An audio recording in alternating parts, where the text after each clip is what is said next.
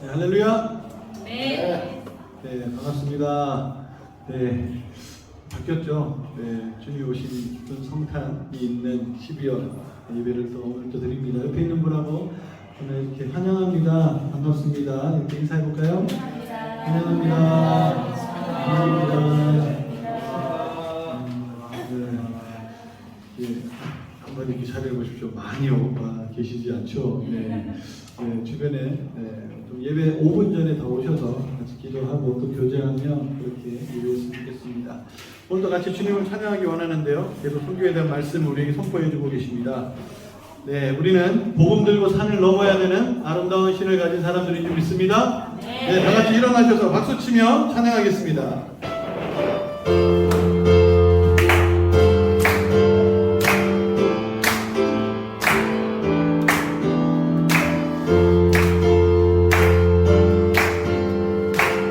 복음 들고 사는 복음 들고 산을 넘는 자들의 달림 아름답도다 아름답도다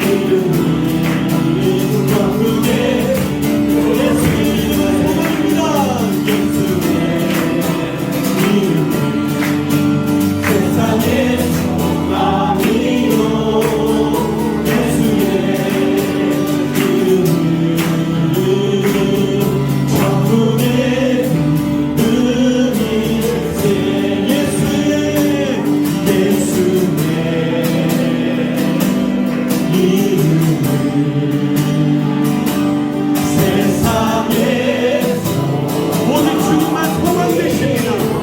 예수의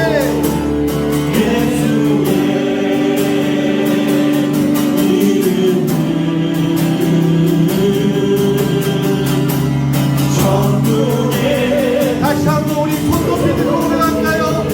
예수의 이름은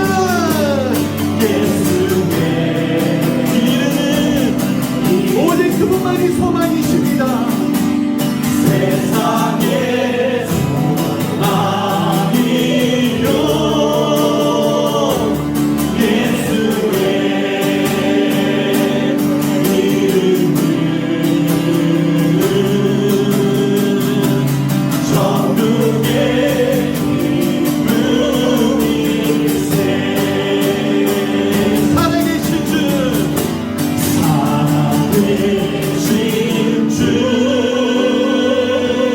나의 참된 소망 걱정 근심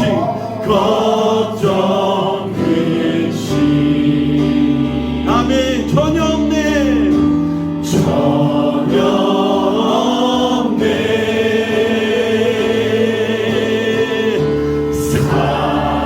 사랑의 주 내 갈 길이 높아니 내 모든 삶의 기쁨 늘 충만하네.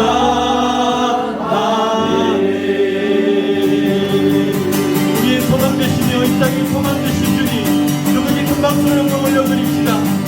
우리의 소망 되신 분이 지금도 살아계셔서 우리 삶 가운데 일하시며 사랑의 하나님을 붙들고 계십니다. 아멘. 할렐루야. 아멘. 앉으시겠습니다.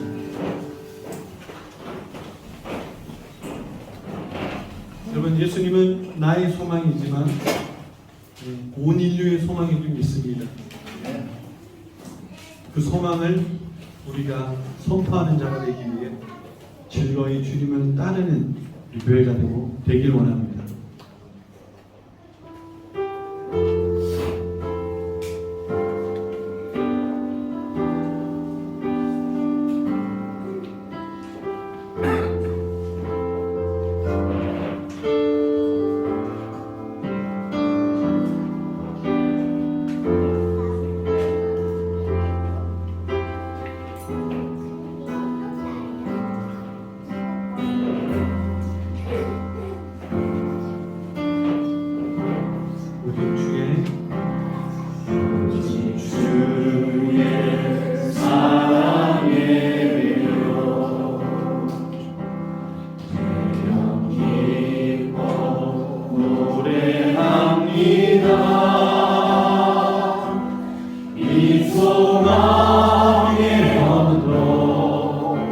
기쁨의 땅에서 주께 사랑드립니다. 오직 주의 은혜 안에 갇혀 내 영 기뻐 찬양합니다. 이 소망 땅에서 주께 드립니다. 주께서 주신 모든 은혜 나는 말할 수 없네. 내 영혼 즐거이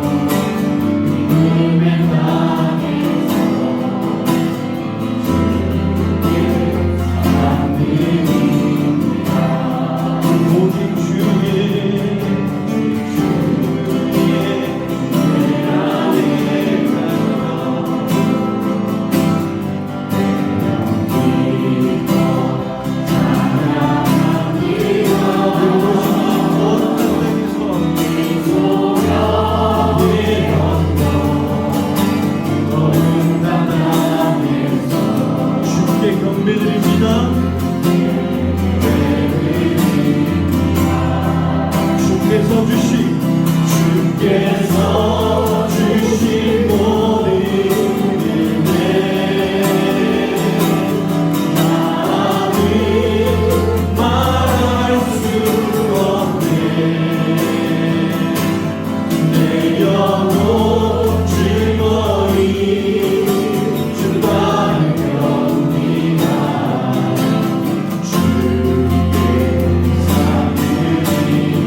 주께서 주신 모든 은혜, 주께서 우리에게 주신 은혜를 그대로 주신 이유는 바로 주님을 따르기 위함입니다. 나는 말할 수 없네. 내 영혼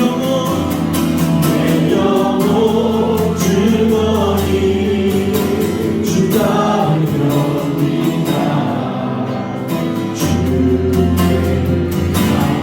주님 따르는 우리 이 고백을 드립시다. 우리에게 소원이 하나님 주님 다시 오실 때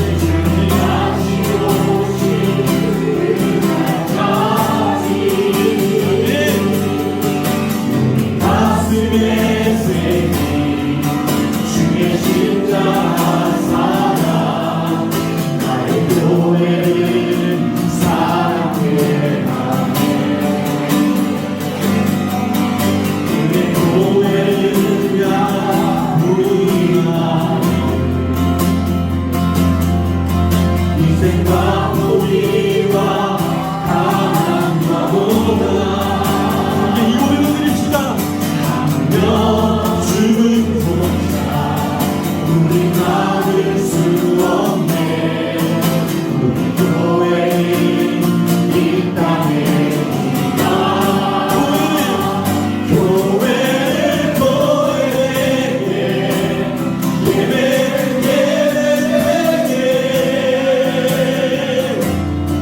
우리에게 사용하소서. 진정한 교회의 날 오늘 일하도록 우리에게 사용하소서. 한번 더 외칠까요? 우리에게 소원이 하나 소원 오직 하나님의 소원과 동일합니다. 주님 다시 오실 그날까지 우리 가슴에 새긴 주의 십자가 사랑 나의 교회를 사랑해. 이 교회는 우리 주의 교회입니다. 주의 교회를 향한 우리가 희생과 도리와 가난과 고난 강력 주급자 우릴 막을 수 없네. 그렇습니다. 이 교회가 이 땅의 희망입니다. 교회는 교회되게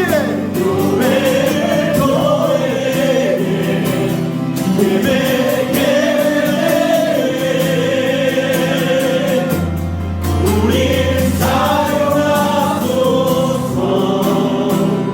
진정한 교회의 날 오늘 일하도록 우리 사용하소서. 성령 안에 예배하리라. 성령 안에 예배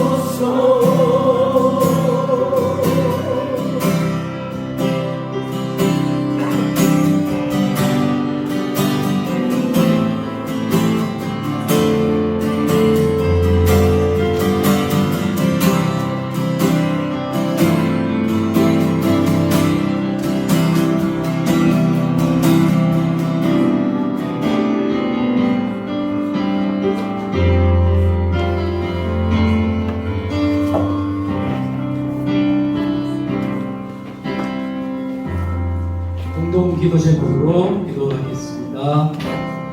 모든 성도들이 성탄절 예수님이 이 땅에 오신 의미를 알며 예배를 사모하며 예배 가운데 하나님의 영광과 임재가 충만히 나타나고 우리 영혼이 회복되고 성령의 역사가 일어나도록 기도합시다. 기도합니다. 주님의 주기를 바로하시며 저희들은 주님의 사명과 소명과 저희들 소망으로 살게 해주시니 감사합니다.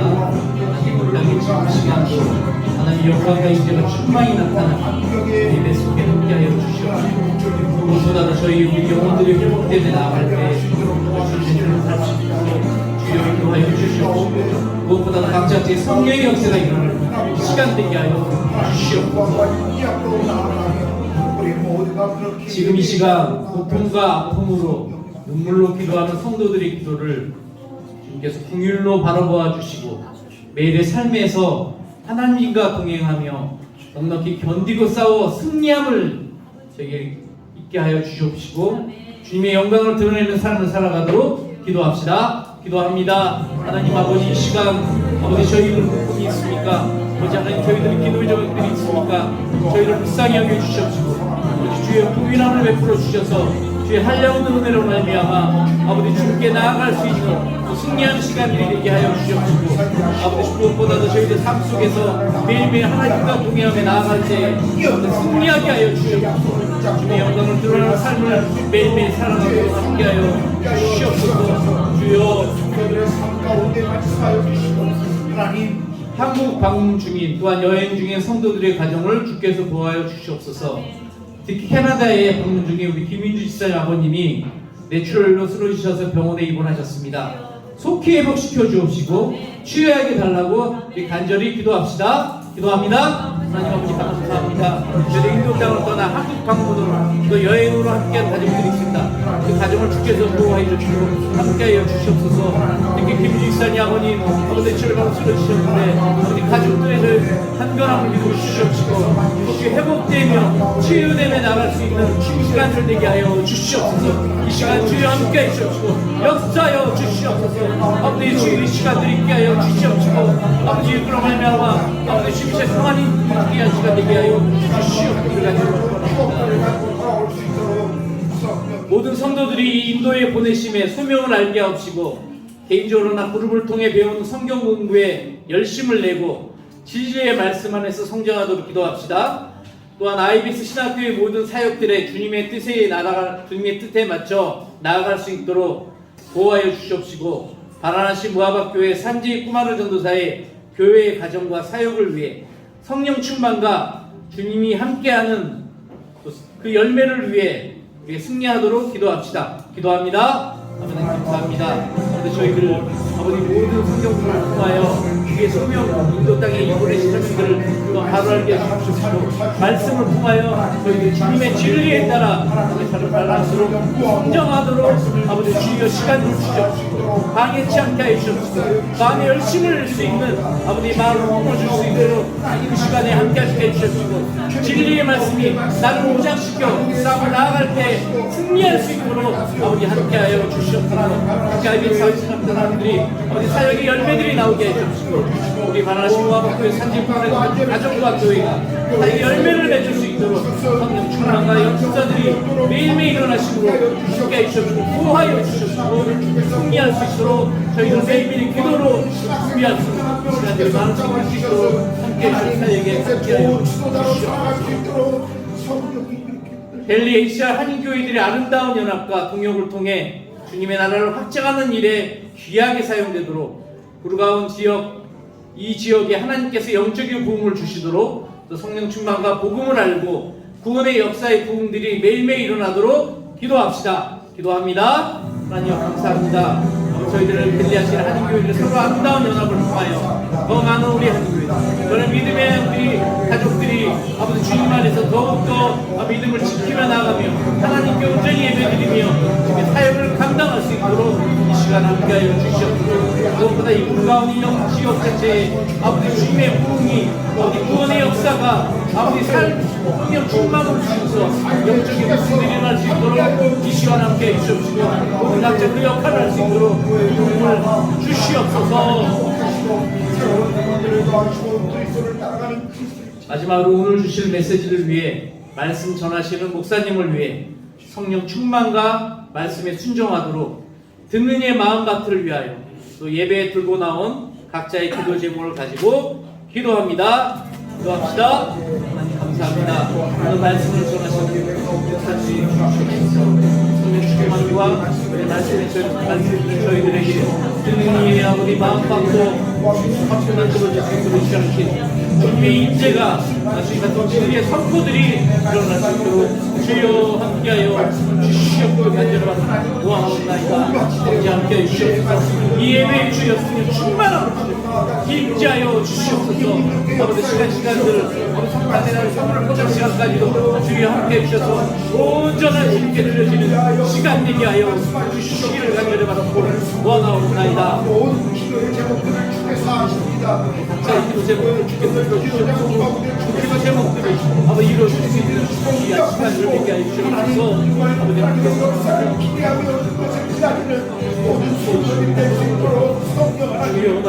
주시옵소서. 오늘도 함께 해주심을 감사합니다. 주님 오신 그날 성탄절을 맞이하여 다시 한번 구원의 기쁨과 소망을 주심을 감사드립니다. 매일 감사와 찬양과 영광을 주께 올려드립니다. 오직 하나님만 바라보며 사랑이 넘치는 교회, 살아계심을 증거하는 저희 교회되게 하옵소서. 모두가 선한 무당과 선한 사명으로 나아가게 하옵시고 주님이 원하는 삶을 살아가게 하옵소서. 오늘 말씀 전하시는 목사님에게 크신 능력과 영육간에 강건하게 하옵시고 성령 충만함을 주옵소서. 감사하며 살아계신 예수님의 이름으로 기도드리옵나이다. 아멘.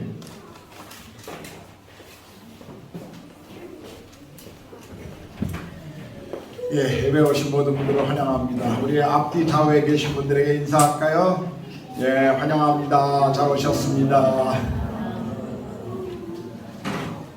예, 성탄이 가까워지고 또 아마 회사마다 또 가정마다 연말이라 여러 가지 일들이 참 많을 것이라고 생각합니다. 이러한 때 우리가 계속 주님의 은혜를 바라보는 시간이 되었으면 좋겠습니다. 여러분들 아마 들어오시면서 그 2023년 교회 사역을 위한 설문조사지 다 혹시 하나씩 받으셨나요? 갖고 들어오셨습니까? 예, 안 갖고 오셨으면 지금 나눠드릴 테니까 오늘 예배 끝나기 전까지 여러분들이 이미 밴드에도 올려드렸으니까 여러분들이 좀 기록해서 내주시면 내년 사역하는데 저희가 참고하도록 하겠습니다. 꼭 좀 협조해 주시고요. 부탁드립니다. 오늘 예배 후에는 이미 광고드린 것처럼 성탄절 거리의 아이들을 위한 선물 나눔을 위한 선물 포장을 좀 하도록 하겠습니다. 이미 여러 번 우리가 성탄절마다 하는 것이기 때문에 여러 번 경험을 가지고 계신 분들이 아마 이따가 안내해 드릴 것입니다.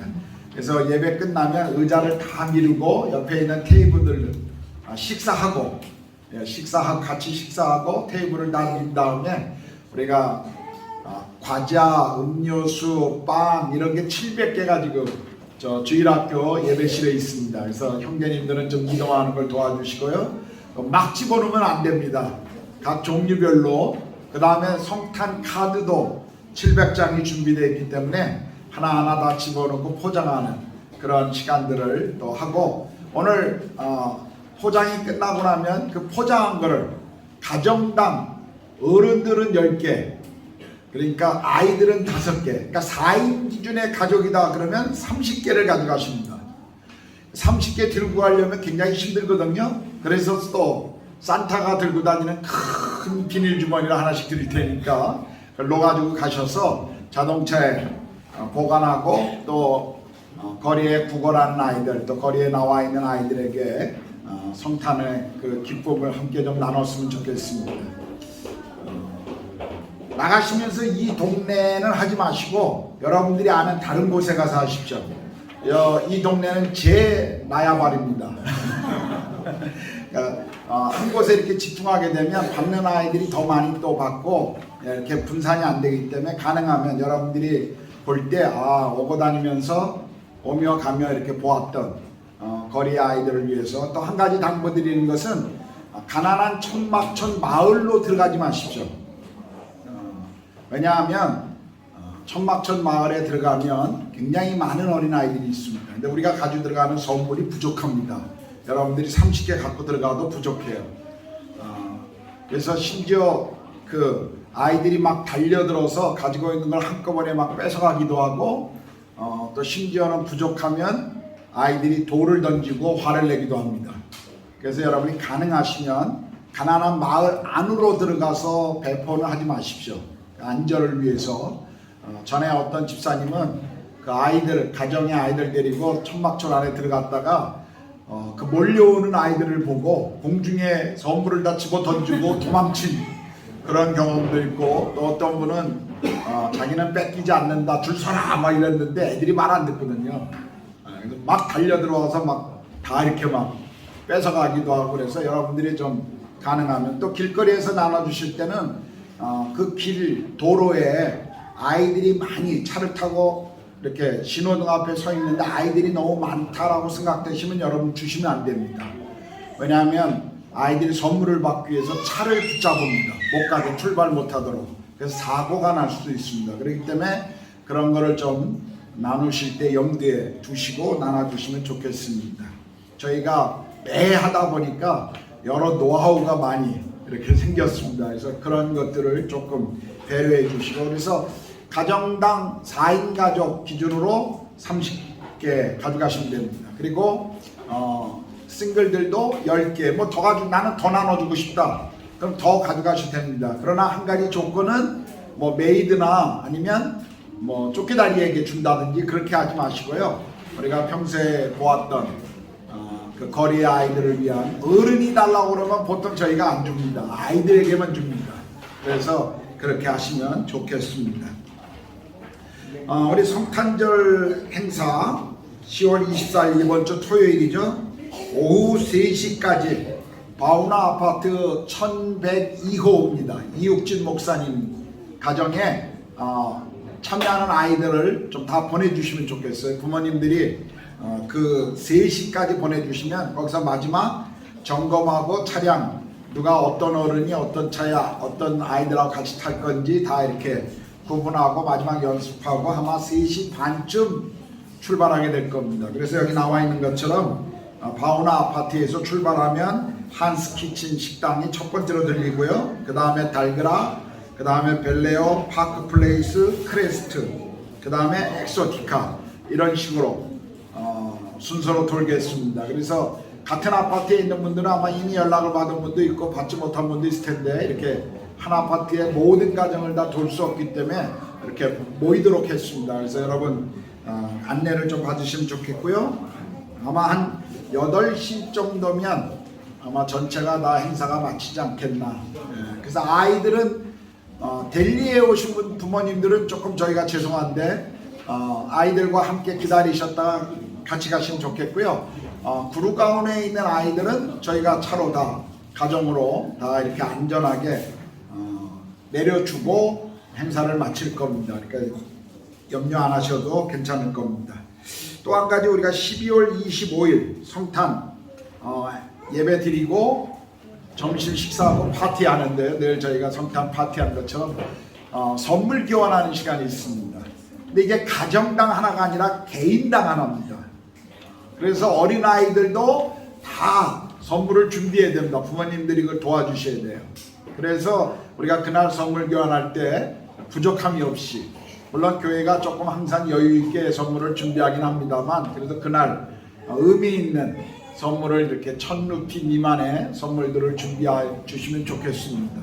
또 선물들을 조금 준비하실 때 아이들도 이 내 선물을 받을 수 있다라는 걸 약간 고려해 주시면 좋겠습니다.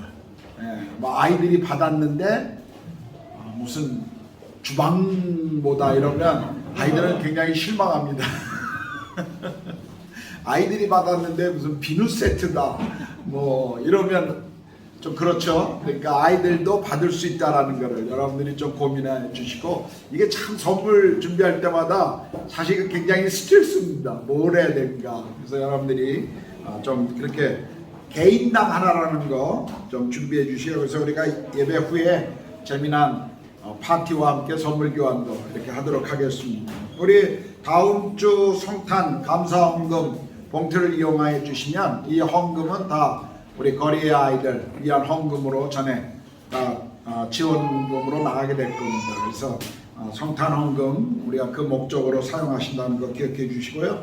성탄 감사 헌금 봉투를 사용해 주시면 좋겠습니다.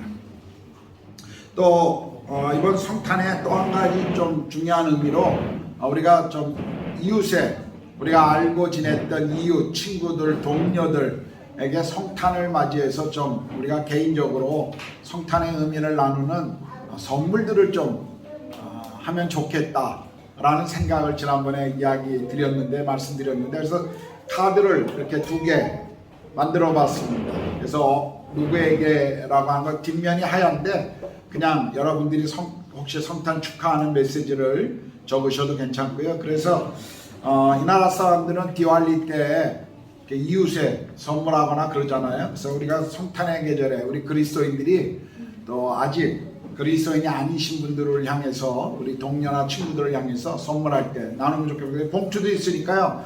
밖에 충분히 있습니다. 이건 개인당 하나 아니고 여러분들이 원하는 만큼 가져가셔도 됩니다. 그래서 밖에 준비되어 있으니까 가져가셔서 이번 주에 좀 선물들을 좀 구매하시고 또 이웃의 사람들에게 우리가 성탄의 축하와 기쁨을 좀 같이 나누는 그런 시간이 되었으면 좋겠습니다. 우리 서영두 집사님이 우리 또 몇 가지를 또 기증해 주셨습니다. 한 가지는 재래된장이고 하나는 바지락 국수입니다. 이거는 제가 집에서 한번 끓여 먹었는데 아주 맛있더라고요. 그냥 라면 끓이는 것처럼 끓이면 되는 아주 그 인스턴트 식품인데 아주 맛있습니다. 그래서 이거는 가정당 4개 가져갈 수 있습니다. 가정당 4개. 우리 밖에 내놓겠습니다. 좀 이따가. 가정당 4개. 이거는 개인당 10개씩. 가정당 10개씩. 그러니까 싱글도 한 가정인 겁니다. 그러니까 4명이든 2명이든 1명이든 한 가정으로 치는 거예요. 싱글도. 그래서 싱글들도 10개씩 가져가셔서 혹시 뭐 더 가지고 가고 싶으신 분들은 오늘 인원을 보니까 조금 더 가져가셔도 괜찮을 것 같습니다. 또 안 가져가시는 분도 간혹 있으셔서 여러분들이 필요하시면 좀 더 가져가도 되고 안 가져가실 분들은 그냥 두시면 저희가 또 나중에 이렇게 사용하도록 하겠습니다. 꼭 필요 없는데 굳이 가져가지 않으셔도 됩니다. 예. 예, 제가 광고 다 한 것 같은데 혹시 교회에 제가 놓친 광고 있나요? 예. 광고 지금 베드로전서 2장 9절 10절 우리 김하늘 자매가 나와서 봉독해 주시겠습니다.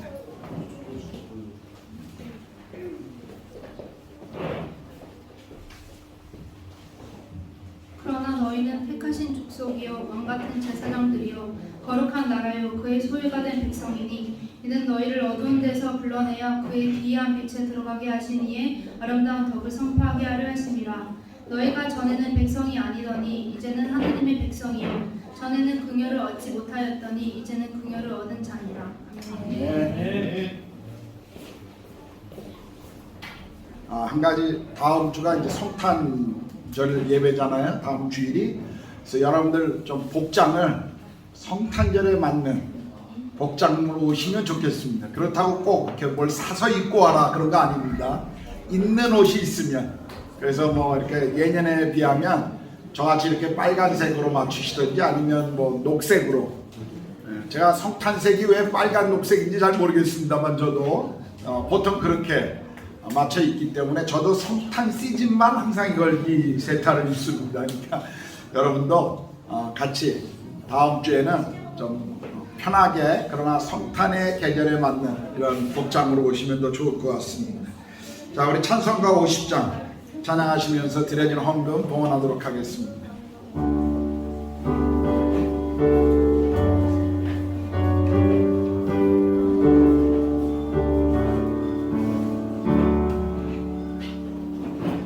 내게 있는 모든 것을 아낌없이 드리네.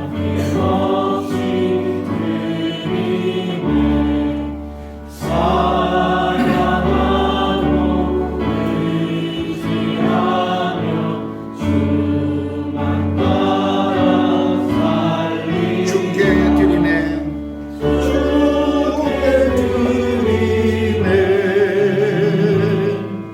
주께 드리네.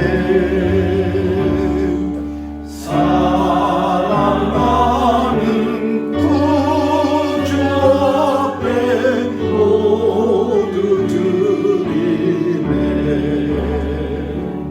하나님 아버지 감사합니다. 이 성탄의 계절에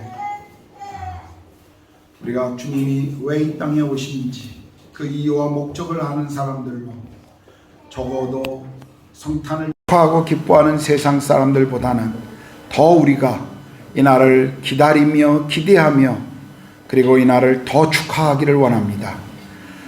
특별히 하나님 성탄의 소식을 알지 못하는 복음에 척박한 이 땅 인도 땅 속에 하나님 우리의 나눔을 통해 더 많은 이들이, 더 많은 어린아이들이 성탄의 감격, 기쁨을 그들도 적지만 경험할 수 있도록 하나님 은혜를 베풀어 주시옵소서.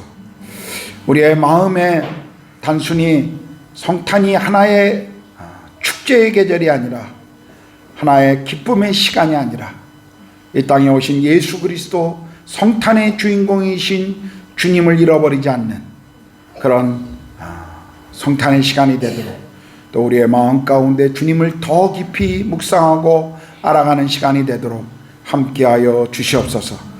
하나님, 또 이 시간 주님 앞에 드려진 이 헌금 사용되어지는 곳마다 주의 영광과 또 복음의 기쁨이 또 이 땅의 가난한 이들의 그 필요들이 또 교회의 필요가 채워지는 아름다운 일에 사용되어질 수 있도록 하나님 도와주시고, 또 사용하는 모든 이들에게 정직함과 성실함과 투명함으로 잘 관리할 수 있는 또 지혜도 허락해 주시옵소서. 하나님, 오늘 또 여행 중인 가정들이 있습니다. 또 한국에 또 출장에 간, 또 몸이 불편해서 예배에 참여하지 못한 우리 믿음의 가족들, 주님이 어디 있든지 그곳에 성령 하나님께서 함께 하시고 동일한 은혜로 함께 해 주시옵소서. 이제 우리가 주의 말씀을 듣기를 원합니다. 말씀의 저자이신 성령께서 이 말씀을 친히 우리 가운데 선포하시고, 말씀을 듣는 모든 성도들이 아멘으로 화답하며 말씀을 따라가는 믿음의 길을 걷도록 함께 해 주시옵소서. 감사합니다. 우리 주님 예수 그리스도의 이름으로 기도드렸습니다. 아멘.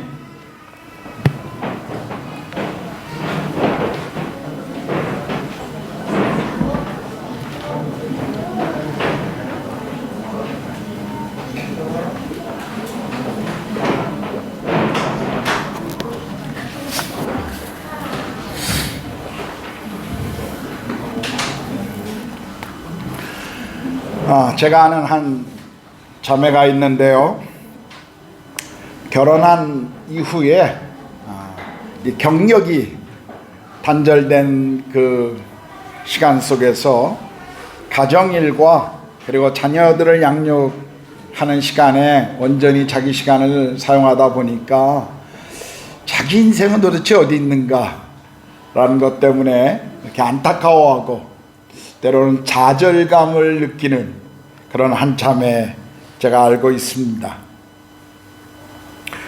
교회에서도 과거에는 참 열심히 사역하고 봉사하고 섬겼는데 결혼한 이후에 자녀들을 또 가정일을 하면서 그런 일들도 다 하지 못하는 것 때문에 늘 이렇게 아쉽고 힘들어했던 자매였습니다. 매일 밥하고 설거지하고 애들 지치닥거리하고 남편 돌보다가 이렇게 내 인생이 다 지나가고 있구나, 내 청춘이 다 지나가고 있구나 라고 한숨을 쉬며 그렇게 살아가고 있었던 그런 자매가 있었습니다. 어느 날 부엌에서 설거지를 하면서 그 설거지의 무료함을 달래기 위해서 성경 이렇게 적혀있는 성경 구절이 매일 적혀있는 그 칼렌더를 그 앞에다 이렇게 붙여놨습니다. 그리고 하루하루 이렇게 넘기면서 그냥 설거지하면서 무료함을 달래면서 이 성경 구절이라도 내가 좀 봐야 마음의 위안이 되겠다라고 이렇게 복원했었죠. 그러다가 어느 날 아침에 설거지하면서 넘겼던 성경 구절이 고린도전서 10장 31절의 말씀이었습니다. 너희가 먹든지 마시든지 무엇을 하든지 하나님의 영광을 위하여 하라. 자매가 이 말씀을 설거지하다가 보고 마음에 깊은 그런 깨달음을 얻게 됩니다. 내가 무슨 일을 하는가 보다 내가 이 일을 어떤 태도로 해야 하는가가 주님이 더 중요하게 생각하시는구나 라는 것을 이 자매가 깨닫게 된 것입니다. 그래서 자매의 마음 가운데 설거지도 그리고 아이들을 돌보는 그 시간도 하나님의 영광을 위한 영적인 일이라는 것을 이 자매가 깊이 알고 또 기뻐하는 그런 시간을 갖게 되었노라고 또 간증하는 것을 제가 들은 적이 있습니다. 제가 아는 한 사모님은 청년들을 가르치면서 수련회 때 강의하면서 이런 이야기를 하시는 것을 제가 들었습니다. 자매들을 향해서 설거지도 세계 선교다. 세계 선교는 설거지로부터 라고 이렇게 강조하는 메시지를 하신 적이 있습니다. 무슨 말인지 이해하시겠죠? 그죠? 많은 분들이 설거지, 집안 청소, 가정의 아이들을 돌보는 일들, 또 뭐 우리가 직장에서 일하는 그 모든 시간들, 그 시간들 그냥 의미 없이, 그리고 때로는 어떤 이들에게 그것이 영적인 나와 하나님과의 관계에서 무슨 의미가 있을까를 고민하는 사람들에게 던져주는 메시지라고 저는 생각합니다. 오늘 선교 세 번째 설교 제목이 내가 선교사입니다입니다. 오늘 교회 안에 많은 그리스도인들, 제가 소개했던 이 자매의 모습처럼 참 많은 부분에 있어서 오해하는 것이 있습니다.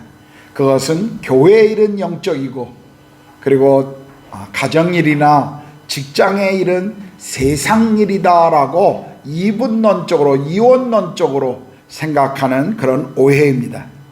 이런 오해들은 일반적으로 부족한 어떤 성경에 대한 지식이나 아니면 잘못 내려온 교회의 전통 때문에 종종 이런 생각을 가지고 있습니다. 그래서 이런 생각을 가진 성도들 스스로 자신에 대한 정체성이 무엇인지를 흔들릴 때가, 혼란을 가질 때가 참 많죠. 우리는 오랫동안 교회 안에 성직자, 평신도라고 하는 잘못된 용어를 오랫동안 우리는 사용해 왔습니다.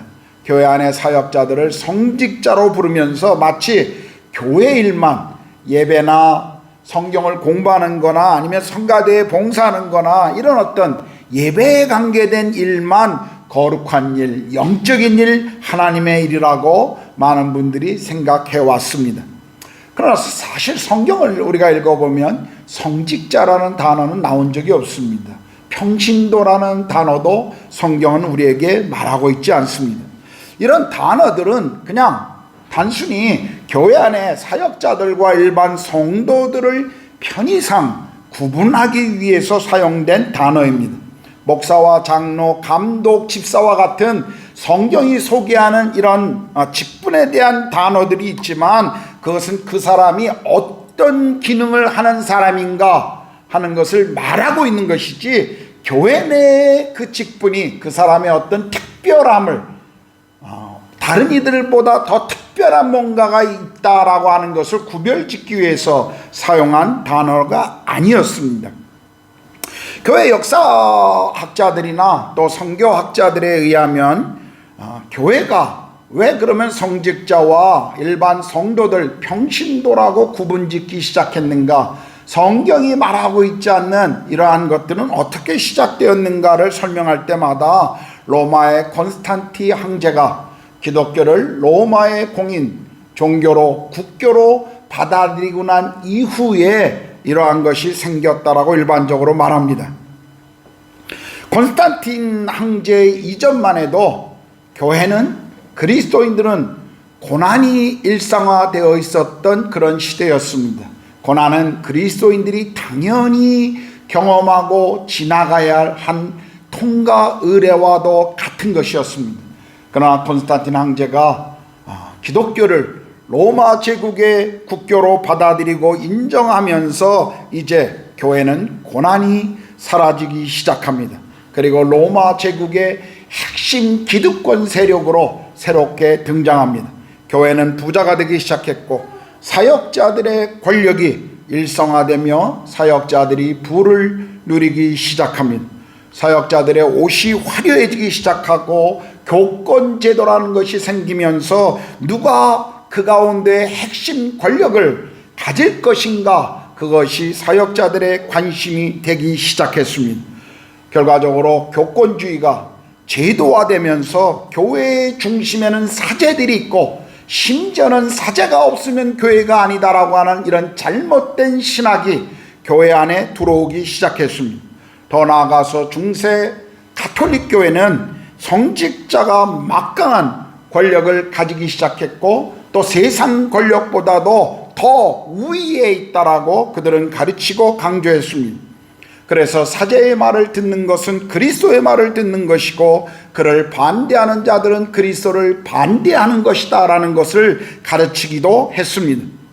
심지어 이런 가르침들이 오늘 개신교회 안에서 오늘날도 교회 안에 목사는 하나님이 세우신 하나님의 종이기 때문에 목사에게 순종하는 것이 하나님께 순종하는 것입니다. 목사가 잘못하면 하나님이 직접 치리하시기 때문에 성도의 책임은 목사에게 순종하는 것입니다라고 가르치는 이런 잘못된 가르침을 성도들이 계속 듣다 보니까 교회 안에서 성도들은 침묵하는 성도들, 그리고 잘못된 어떤 목회자와 평신도의 관계 속에서 성도들은 그냥 아무것도 하지 않고 목회자의 어떤 것을 따라가야 할 존재로 교회가 그것을 받아들이고 있는 것을 우리가 볼 수가 있죠.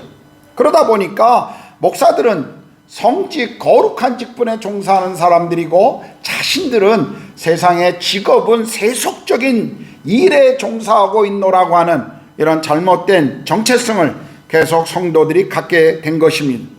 성도들이 자신들의 삶에 또 자신들의 어떤 가치에 대한 그런 중요함들을 잊고 살게 된 것입니다. 그러나 오늘 우리가 읽었던 성경 말씀을 보십시오. 9절에 보면 너희는 택하신 족속이요 왕같은 제사장이요 거룩한 나라요 그의 소유된 백성이라 라고 말씀하시죠. 이 말은 목사들에게만 한 것이 아니죠. 교회의 어떤 특별한 직분을 가진 사람들에게 한 것이 아니라 모든 거듭난 하나님의 백성들, 교회 안의 성도들을 향해서 지금 말씀하고 있는 것입니다. 마틴 루터가 종교개혁을 할 때 그는 성경이 말씀하시는 강력한 메시지를 통해 사람들에게 도전했는데 그가 도전했던 중요한 두 가지 메시지가 있었습니다. 하나는 오직 믿음으로 구원받는다는 이신칭의에 대한 교리와 그리고 모든 믿는 자들은 하나님 앞에 제사장이라고 하는 전신자 제사장주의를 루터는 굉장히 강조하고 가르쳤습니다. 루터뿐만 아니라 칼뱅 그리고 당시의 종교개혁자들이 주장했던 아주 중요한 메시지가 바로 이거였습니다. 사제만 제사장이 아니라 모든 그리스도인들이 다 사제라는 것입니다. 하나님께서는 이런 귀한 이름을 우리에게 주셨는데 이것은 목사들뿐만 아니라 모든 성도들이 이 이름에 합당한 역할을 해야 한다는 것을 또한 가르치고 있는 것입니다. 오늘 그리스도인들에게 있어서 특별히 우리 개신교회 성도들에게 있어서 모든 그리스도인이 다 제사장입니다라고 하는 이 교리는 즐거워하는데 이 제사장이라고 하는 이 교리의 특권은 누리지만 그러나 이 제사장이라고 말씀하고 있는 이 의무에 대해서 이 책무에 대해서는 많은 분들이 놓치고 있는 것을 볼 수가 있습니다.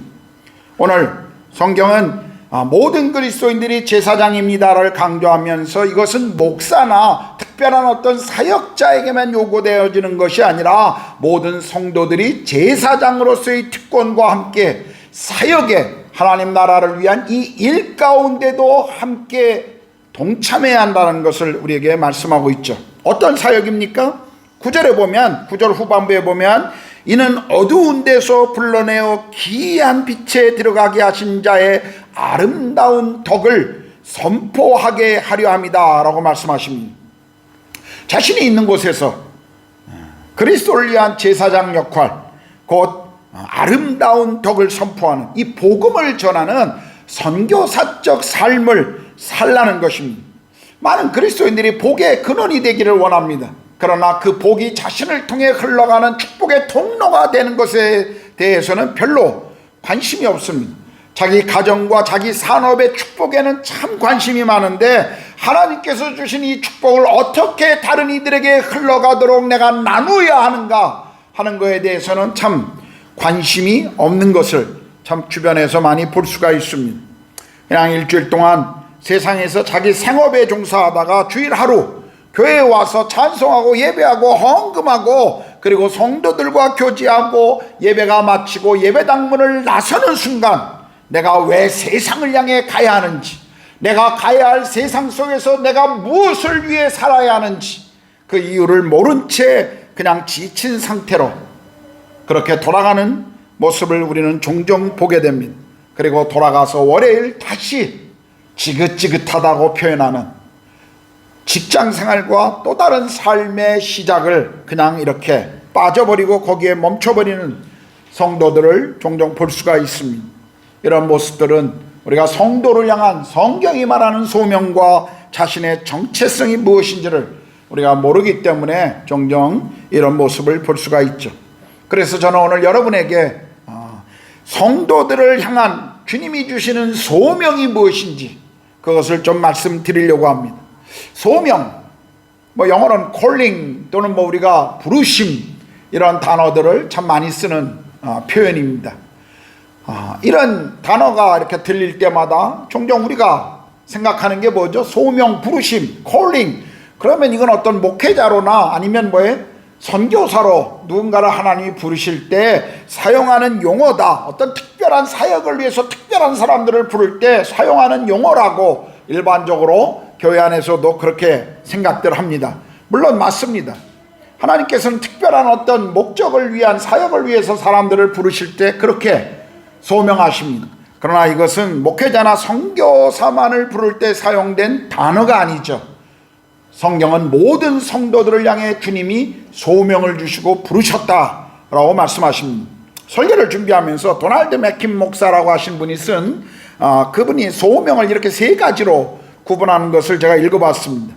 하나는 뭐냐면 소명에 성도들이 갖는 세 가지의 소명이 있는데 첫째는 세상으로부터 예수 그리스도께 오는 소명이다, 부르심이다 라고 말했고, 두 번째는 교회로의 부르심, 교회 공동체의 부르심, 세 번째는 주님과 함께 세상으로 나가는 부르심.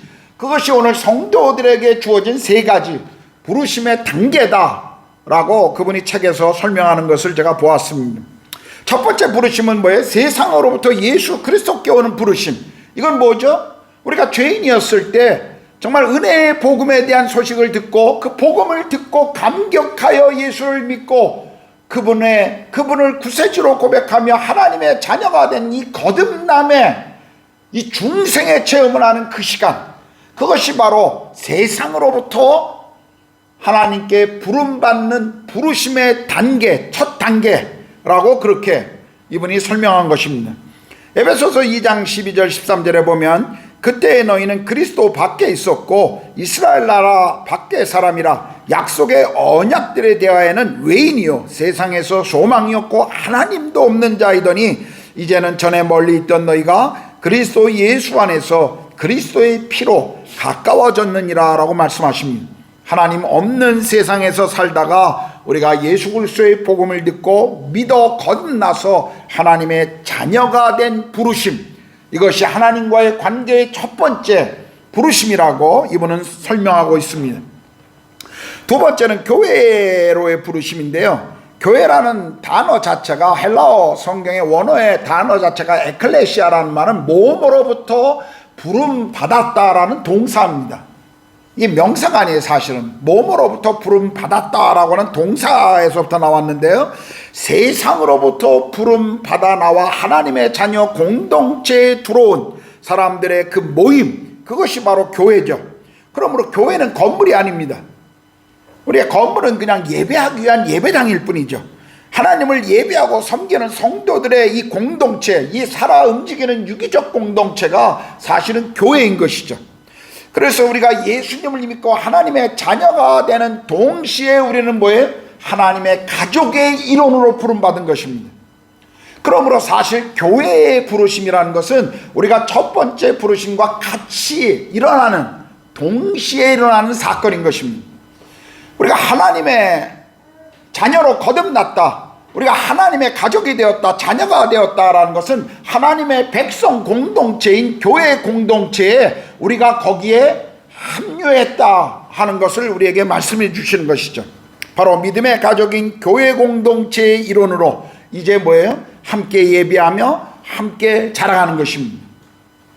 가족 없이 태어나는 아이들은 없잖아요. 가족 없이 태어나는 아이들은 우리가 흔히 고아라고 말합니다. 그런데 우리가 그리스도인들 가운데도 고아와 같은 사람들이 생각보다 참 많습니다. 어떤 분들은 예수님은 믿는 걸 원하지만 교회 가는 것은 원하지 않는 분이 있어요. 그리스도인들 가운데도 교회 가면 여러 문제가 있고 사람들과의 관계에 불편함들이 있고, 그러니까 그냥 나 혼자 신앙생활 잘 하겠다라고 생각하는 분들이 있습니다. 특별히 코로나 이후의 통계를 보니까 비대면으로 영상으로 예배 드렸던 분들 가운데 30% 정도가 대면 예배로 바뀌어도 계속 자기는 집에서 영상으로 예배 드리겠다라고 답변한 분들이 있다는 것입니다. 왜, 어떤 의미로 그분들이 그런 얘기를 하는지, 왜 그것을 원하는지, 단순한 편리함과 단순한 그냥 어떤 환경적인 문제 때문이 아니라 교회 안에서 경험된 상처와 여러 아픔들이 이러한 결과들을 낳았다는 것을 저는 압니다. 그러나 중요한 것은요, 나 혼자 신앙생활 잘한다라고 하는 것은 성경이 우리에게 말씀하고 있는 내용이 아닙니다. 이것은 성경적으로 가능한 일이 아닙니다. 교회의 영광을 다루고 있는 에베소서를 읽어보십시오. 제가 여러 번 강조했습니다만 에베소에서 교회의 영광을 다루는 바울이 가장 에베소를 통해서 많이 사용한 단어 두 가지가 있습니다. 하나는 그리스도 안에라고 하는 말이죠.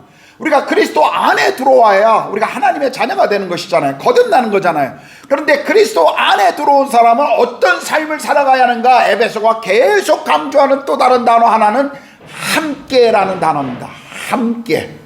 그리스도 안에, 그리고 함께라는 단어, 이 두 단어가 교회의 영광을 우리에게 소개하는데 아주 중요한 단어로 우리에게 소개하고 있습니다. 그러므로 우리는 예수님을 믿게 되면요, 우리는 그분 안에 있을 뿐만 아니라 그분 안에 머문다는 것은 하나님의 가족 공동체 교회의 인원으로 함께 자라가야 함을 우리에게 이 말씀은 설명해 주고 있는 것이죠. 그러므로 그리스도 안에 내가 있는데 공동체 안에는 들어가지 않겠다. 사실 이것은 성경적으로는 있을 수 없는 그런 고백을 지금 사람들이 하고 있는 것입니다. 자, 마지막으로 세 번째는 뭐예요? 예수님과 함께 세상으로 가는 부르심이라는 거예요. 이제 교회의 부르심으로 교회 공동체에 오면 교회의 지체들과 함께 격려하고 사랑하고 서로 영적인 양식을 공급받으면서 이제 자라가죠. 예배, 교제, 교육, 훈련 여러 가지를 통해서 우리가 주님 안에서 그리스도의 제자로 우리가 자라갑니다. 하나님 우리 각자에게 주신 은사를 따라 하나님이 우리를 부르신 그 장소에서 하나님의 나라의 가치를 위해서 이제 살아가도록 주님은 우리를 세상 가운데로 다시 보내시는 것입니다. 예수님과 함께 세상으로 가는 부르심입니다. 예수님께서 이 세상에 오신 목적, 잃어버린 영혼을 구원하시기 위해서입니다. 그리고 이 자신의 삶의 목적인 구원에 대한 이 메시지를 제자들과 그리고 있을 당신의 백성들에게 증인으로서의 이 일을 감당하도록 우리에게 맡기셨습니다. 성도들이 이 전도와 선교의 사명을 가장 잘 지금 감당할 수 있는 곳이 어딜까요? 저는 그것은 일이라고 생각합니다. 직업입니다. 직업, 우리가 vocation이라고 얘기하는데 이 어원인 voca라고 하는 이 단어는요, 부르심, 소명 이런 의미를 가진 단어입니다. 그래서 우리가 영어 사전을 보면 직업이라고 말할 때 vocation뿐만 아니라 거기에 뭐예요? calling이라는 단어가 항상 같이 비슷한 단어로 등장하는 것을 볼 수가 있습니다. 그 말은 뭐예요? 그 말은 직업 자체가 소명이라는 것을 우리에게 이야기해 주고 있는 것이죠. 그러므로 우리가 가지고 있는 직업, 우리가 일하고 있는 것은 하나님이 각자의 부르심에 대한 응답으로 우리가 이 땅에서 어떻게 살아가야 할 장소, 살아가야 할 일을 하나님이 주셨다라는 것을 우리에게 말씀해 주고 있는 것입니다. 엿새 동안 또는 닷새 동안, 최근에는 3, 4일 일하는 직장도 생겼습니다만, 이런 직장 속에서 자신이 하고 있는 일이 소명에 따른 하나님의 부르심이라고 믿는다면 그 일은 똑같이 전임 사역자들, 목회자들이 하는 일과 똑같은 영적인 일이고 하나님의 영광을 위한 일이라는 사실을 우리는 잊지 말아야 합니다. 직업은 단순히 우리의 생계 수단이 아닙니다. 하나님은 그 직업을 통해서 우리에게 주신 은사와 우리 가정의 필요를 채우는 공급처로 사용하시기도 하지만, 그 직업을 통해서 그곳에서 성도들의 삶을 통한 하나님의 나라의 가치, 복음의 증인으로서의 역할을 그곳에서 하기를 하나님은 원하신다는 것이죠. 마틴 루터도 직업은 하나님의 소명입니다 라고 그는 그것을 많이 강조했던 것을 볼 수가 있습니다. 그래서 최근에 선교학에서도요, 과거에는 비즈니스를 비즈니스 포 미션, 그래서 선교를 위한 직업, 일 이렇게 얘기했는데, 최근 선교학에서는 이제 비즈니스 포 미션이라고 그러지 않습니다. 비즈니스 에스 미션, 선교 그 자체로서의 직업, 선교 자체로서의 일. 여러분이 그 일터 속에서 하나님의 영광을 위한 가치를 가지고 그 일들을 감당하고 있다면 그 직업이 무엇인간에 관계없이 바로 그 직업이 하나님의 소명이요 사역이라고 하는 사실, 그 직업 자체가 선교사들이 감당하는 선교와 같은 가치를 가지고 있다고 하는 것을 지금 계속 강조하고 있습니다. 제가 한 번은 미국에 저희 교단 선교대회를 참여한 적이 있었습니다. 큰 컨벤션 센터에 선교대회를 하는데, 이 로비에 각 선교 사역하는 그 많은 단체들이 브로셔를 갖다 놓고 자기 단체를 소개하고 막 이렇게 리크루팅 하는 것을 제가 보았습니다. 근데 아주 재미난 거 하나를 봤어요. 라스베가스에서 온 사람들인데 카지노에서 일하는 사람들을 위해서만 사역하는 단체예요, 이 사람들이. 그래서 제 마음에 약간 궁금했습니다. 카지노가 하나님의 영광이 있는 곳인가? 저 도박하는 곳 아닌가? 그러면 그리스도인이 도박하는 데서는 다 나와야 되는 거 아닌가? 그런 그 질문이, 그것을 보면서 제가 그때 20대 말이었는데 그런 생각이 들더라고요. 어떻게 카지노에서 무슨 하나님의 영광을 위해서 뭘 사역한다고 그러지? 그런 그 의구심이 당시에도 제 마음 가운데 있었어요. 근데 그분들이 그 카지노 안에서 일하는 굉장히 많은 사람들이 있답니다. 이분들은 교회 가기도 어렵다고 그래요. 시간적으로 갈 수도 없어요.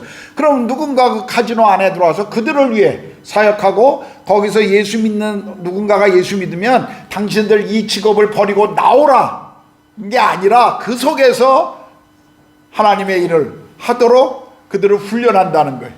어떻게 하는지 제가 구체적인 내용은 모르겠습니다만, 그분들에게 가지고 있는 한 가지 생각이 뭡니까? 일 자체를 위한 도구가 아니라 주께서 주신 부르심 그 자체가 자기들에게 있다라고 하는 것을 그 사역을 통해서 사실은 드러내 주고 있는 것입니다. 우리 항상 생각해야 합니다. 우리가 하는 일이 어떤 일을 하면 하나님이 영광을 받으실까? 사실은 그것보다 더 중요한 것은 내가 그 일을 어떤 태도로 할 것인가를 주님은 더 중요하게 생각한다는 것을 잊지 마셔야 돼요. 저희가 한 번은 저희 가족이 미국을 방문해서 워싱턴 DC에 머문 적이 있었습니다. 그때 한 가부인 여 집사님 집에 저희가 방이 있어서 그 집에 이렇게 한 2주 동안 머문 적이 있었어요. 근데 이분이 이제 자기 인생 스토리를 이렇게 저희가 같이 머물면서 식사하거나 이럴 때마다 이제 설명을 해주셨는데, 이제 이분이 이제 미국의 아이들을 데리고 남편과 함께 다 이민을 왔죠. 굉장히 이민 사회에 들어와서 굉장히 힘들잖아요. 또 전문 직종을 갖고 있는 분도 아니고 영어도 딸리고. 근데 이제 그러다가 이제 남편이 또 죽고 아이들 두 자녀를 이 미국 사회의 주류 사회의 일원으로 누리려고 얼마나 고생했겠습니까? 뭐 이분 말을 들으면 돌아보면 자기가 잘못한 건데 집에서 아이들에게 한국말을 사용하지 못하도록 했대요. 그 미국 사회 속에 자기네들이 이 영어에 대한 너무 많은 그 아픔 때문에 미국 사회의 주류에 들어가려면 영어를 잘해야 돼. 집에 와서도 영어를 못 쓰게 했대요. 아이들이 그러니까 한국말을 잘 못해요. 그러니까 교회도 미국 교회를 나가고 그렇게 사는. 그래서 나이가 들으니까 그게 올바른 것 아니었다라고 이분이 뭐 고백하긴 합니다만, 근데 이분이 직업이 뭐였냐면, 제가 갔을 때는 은퇴하셨는데 직업이 뭐였냐면 미국에 와서 하신 일이 뭐냐면 미용사였습니다. 한국에서 미용업을 하셨대요. 그 미국에 와서 그 어떤 미용실의 직원으로 자기가 채용돼서 일을 하는데, 사람들이 언어가 잘 안 되니까 그렇게 컴플레인을 많이 한대요. 근데 그럴 때마다 굉장히 자기가 잘못한 것도 없는데 억울하게 당하는 것 같다라는 느낌 때문에 굉장히 힘이 들었답니다. 근데 이분이 미국에 와서 교민사회에 들어가고 또 교제하려고 교회를 나오기 시작했어요. 그리고 교회에서 목사님을 통해서 복음을 듣고 예수님을 믿고, 그리고 그 안에서 성경 공부를 하면서 신앙이 자라가기 시작했습니다. 그러니까 어느 날 주님이 이 직장을 통해서 내게 말씀하시는 게 뭘까, 원하시는 게 뭘까를 기도하다가 내게 그 머리를 하러 오는 사람들을 위해서 내가 머리하는 동안 그 사람을 위해서 기도해 줘야겠다. 이발이 아니고 미용하다 보면 여자들하고 별 얘기 다 하잖아요. 거기 앉아갖고. 그죠?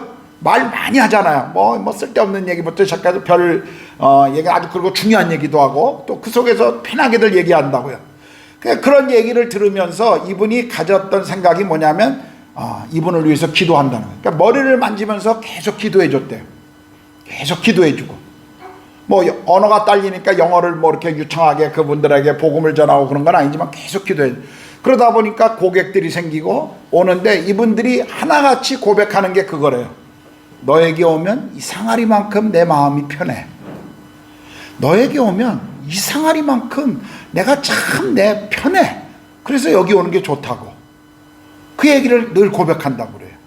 그럼 그분이 언어가 딸려서 직접적으로 복음을 그들에게 증거하는 삶을 살아가지는 못했다 할지라도 그 기도의 삶을 통해서 그분은 그 자리가 사람들의 여성들의 머리를 만져주는 그 자리가 바로 그의 사역의 자리였다는 것입니다. 자기는 나중에 가서 하나님이 그 일을 위해서 거기에 나를 두셨다라는 것을 깨달았노라고 하는 그런 간증을 하는 것을 제가 들은 적이 있습니다.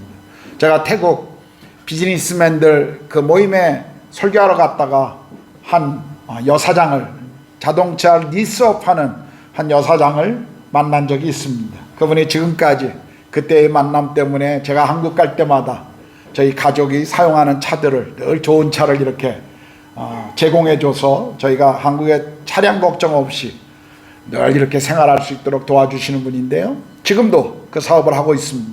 근데 이분이 한번 직장에 제가 예배 인도하러 갔더니, 한국에 갔을 때 예배 인도하러 갔더니 그런 얘기를 하시더라고요. 식사하면서.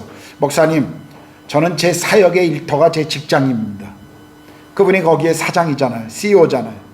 제가 이 사업을 잘해야 이윤이 남고 또 이윤이 나와야 우리 직장인들, 우리 같이 일하는 우리 사람들한테 월급도 후하게 주고, 그리고 그들이 생활할 수 있도록, 자녀들이 교육시키고 살 수 있도록 제공해 주는 것, 그것은 제가 이들에게 복음을 전하는 것 이상으로 제게 굉장히 중요한 사역입니다. 저는 이것을 통해서 하나님 나라를 섬깁니다. 근데 그 얘기를 듣는데 참 제 마음에 이렇게 감동을 주셨어요. 그분이 뭐 자기 직원들 또는 자기와 거래하는 많은 거래처 분들하고도 예수님에 대해서 이렇게 많이 나누시는 분이십니다.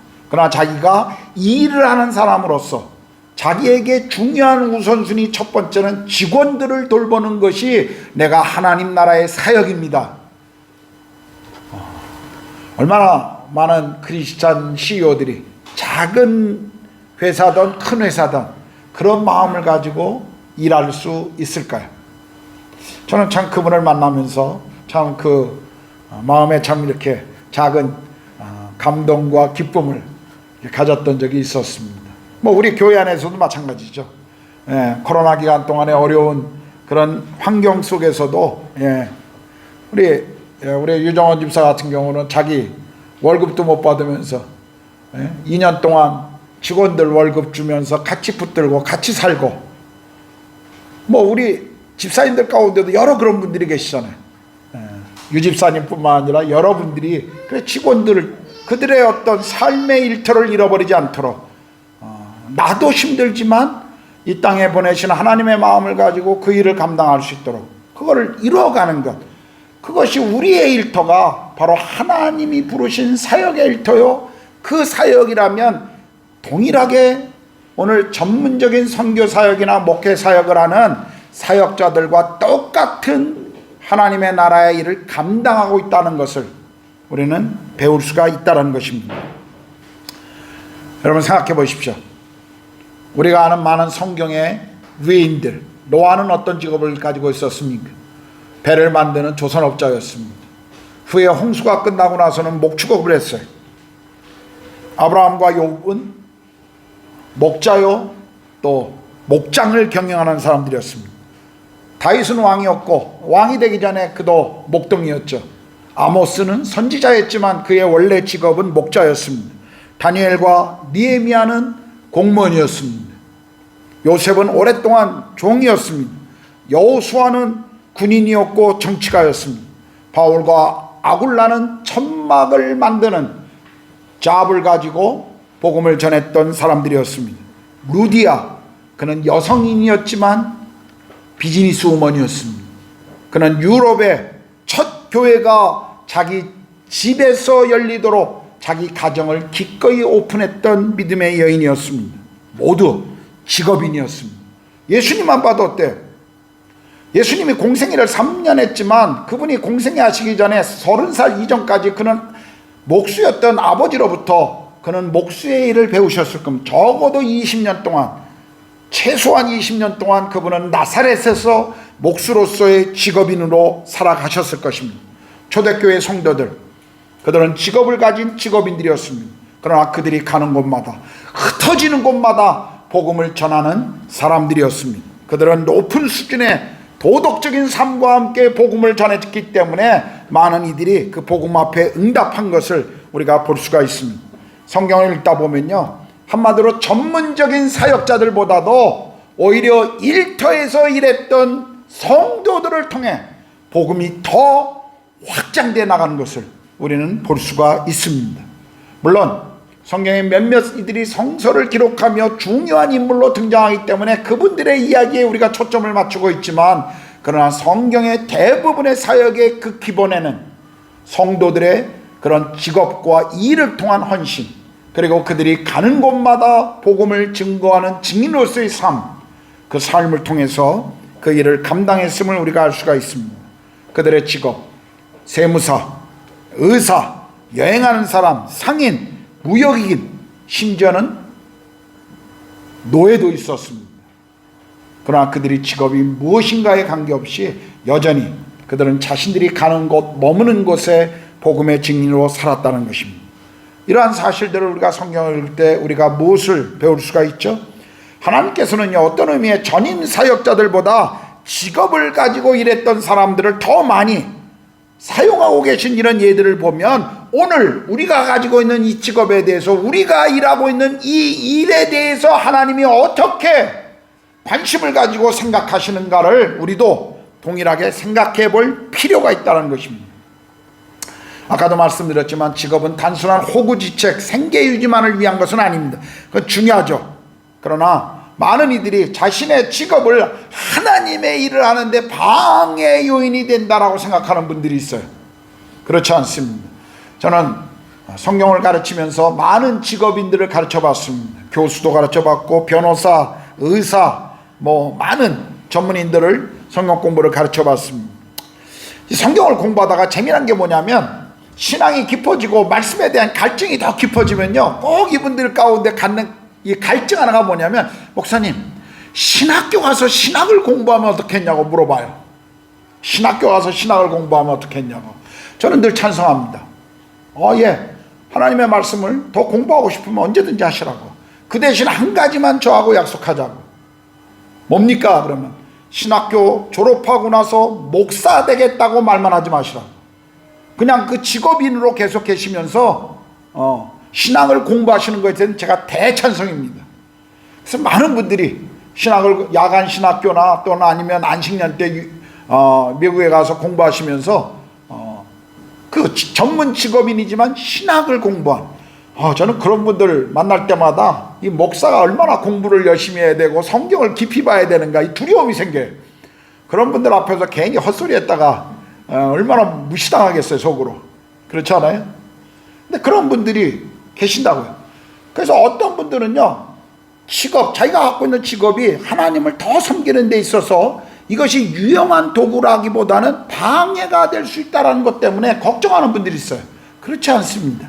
우리가 목회자가 되든 우리가 직업인이든 물건을 파는 사람, 세일즈맨이든 우리가 그 일 가운데 하나님이 나를 여기에 부르셨다, 적어도 지금 이 일 가운데 나를 부르시고 계신다 그러면요, 지금 그 일에 성실하게 감당하는 것이 하나님의 일이라는 사실을 우리 잊지 말아야 합니다.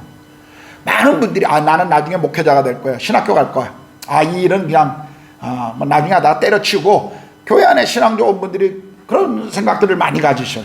그렇기 때문에 이 일은 그냥 지금 미래를 위해 지금 살고 있는 일일 뿐이야 라고 생각하시는 분들이 가끔 있습니다. 아니요, 언제든지 직업은 바꿀 수 있습니다. 더 나은 일로 이직할 수도 있어요.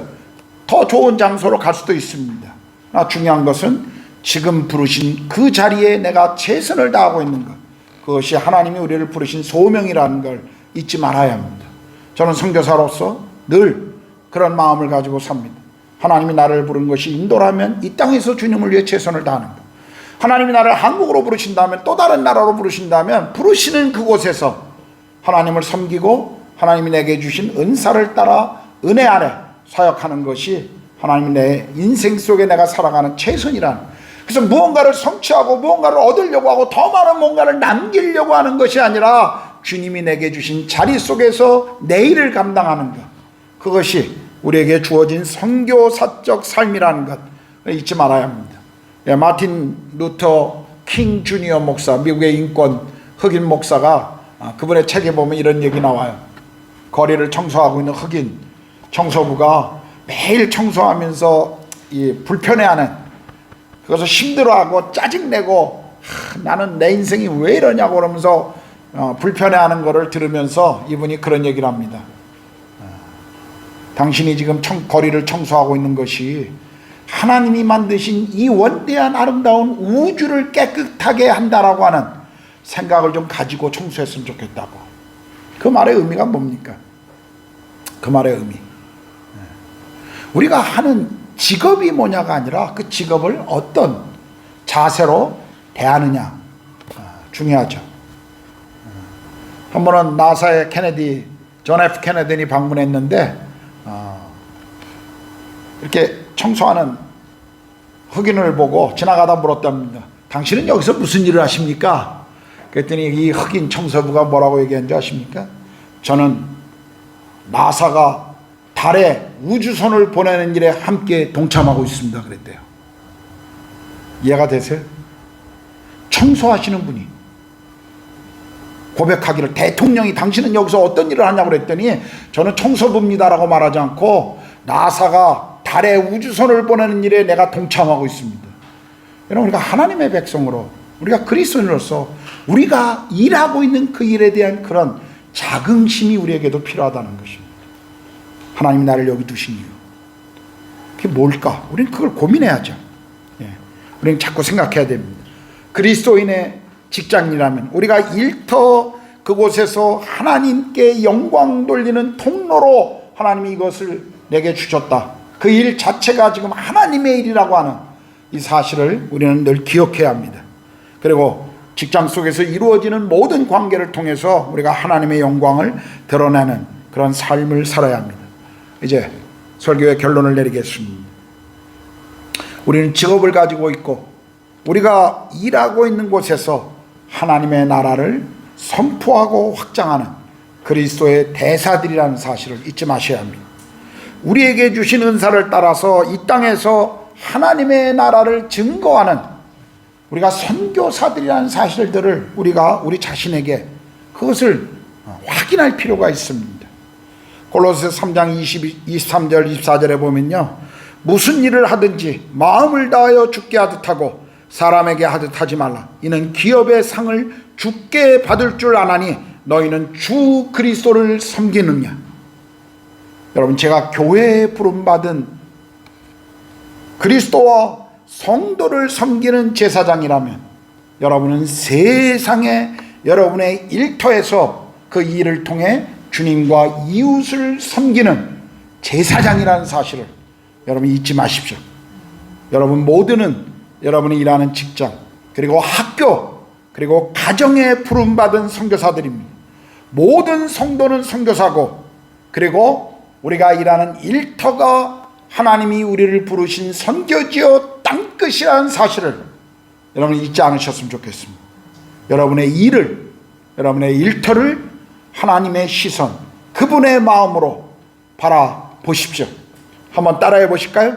큰 소리로 한번 따라해 보십시오. 내가 선교사입니다. 내가 선교사입니다. 입을 안 여시는 분들은 뭐예요? 난 절대 아니야 라고 한 번 더 할까요? 내가 선교사입니다. 내가 선교사입니다. 하나님 여러분이 있는 그 일터 속에 여러분을 통해서 하나님의 나라와 영광을 받으시기를 기대하고 계십니다. 기도하겠습니다.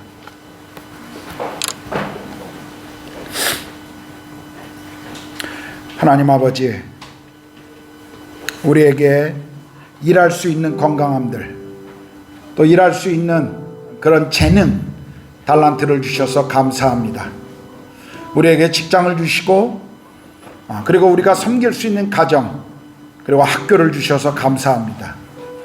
하나님, 우리에게 주어진 일터가 단순히 호구지책이나 생계 유지를 위한 하나의 수단으로만 우리에게 다가오는 것이 아니라 그 일터 속에서 하나님이 우리에게 무엇을 요구하시고 무엇을 원하시는지 하나님 우리가 알고 배우고 또 그렇게 살아갈 수 있도록 하나님 우리를 그렇게 인도해 주시옵소서. 우리에게 주어진 일터 속에 우리가 그리스도인으로서 하나님 나라의 가치를 가지고 하나님의 영광을 위해 주어진 일에 최선을 다하고 성실하게 그 일들을 감당할 수 있는 지혜와 능력을 하나님 허락해 주시옵소서. 그래서 우리에게 주어진 일터가 하나님이 우리를 부르신 소명의 자리가 되게 하시고 그곳에서 일하는 우리를 통해 하나님의 나라가, 그리고 하나님이 영광을, 주님의 이름이 존귀함을 얻을 수 있도록 하나님 우리 삶을 그렇게 축복해 주시고 인도해 주시옵소서. 감사합니다.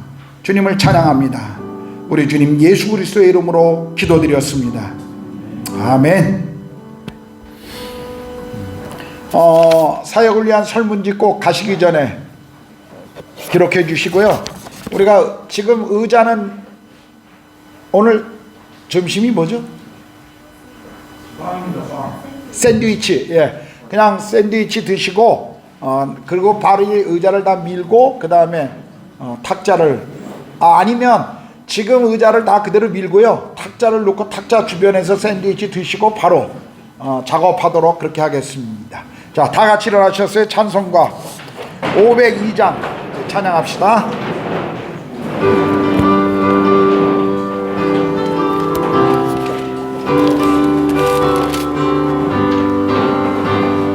제사자들이여 쏟아서 어둠을 물리치고 주의 진리 모르는 백성에게 복음의 빛 비춰라. 빛의 사자들이여 복음의 빛 비춰라.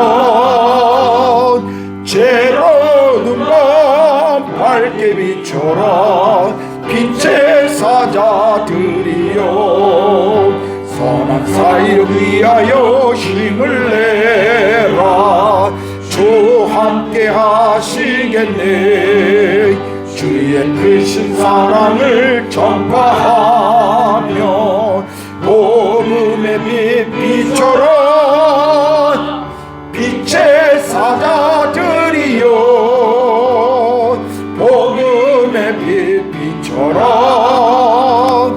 죄로운 마음 밝게 비춰라 빛의 사자들이여 주님 부탁하신 말 순종하여 이 진리 전파하라 산을 넘고 물 건너 힘을 다해 복음의 빛 비춰라 빛의 사자들이여 복음의 빛 비춰라 죄로운 마음 밝게 비춰라 빛의 사자들이여 동서남북 어디나 땅끝까지 주님만 의지하고 눈 어두워 못 보는 백성에게 복음의 빛 비춰라 빛의 사자들이여 복음의 빛 비춰라 죄로운 마음 밝게 비춰라 빛의 사자들이여 이제는 우리 주님 예수 그리스도의 은혜와 하나님의 크신 사랑하심과 성령의 내주하시고 교제케 하시니 또한 주 우리를 빛의 사자로 부르신 그 부르심의 자리로 나아가는 사랑하는 구르가온 한인교회 모든 성도들 머리 위에 그리고 우리 자녀들과 우리 산업 위에 그리고 인도 땅에서 하나님 나라와 복음을 위해 삶을 드리고 계시는 모든 선교사님들과 자녀들과 그 사역의 열매 위에 이제로부터 영원토록 함께 하시기를 간절히 축원하옵나이다. 아멘.